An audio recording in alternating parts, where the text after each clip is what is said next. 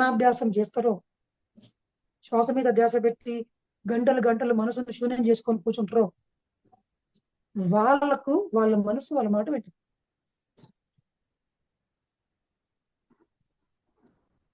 ఒకవేళ మనసు మీ మాట వినకపోతే ఏమవుతుంది అంటే, మీరు మేనిఫెస్టేషన్ చేస్తారు, కానీ మీరు చేసిన మేనిఫెస్టేషన్ లో మీకు కష్టాలు ఉంటాయి, మీకు రోగాలు ఉంటాయి, మీకు అప్పులు ఉంటాయి, మీ మీ జీవితాల్లో కొట్లాట్లు ఉంటాయి, దుఃఖం ఉంటుంది, భయం ఉంటుంది. ఇవన్నీ కూడా మీరే మేనిఫెస్టేషన్ చేస్తారు.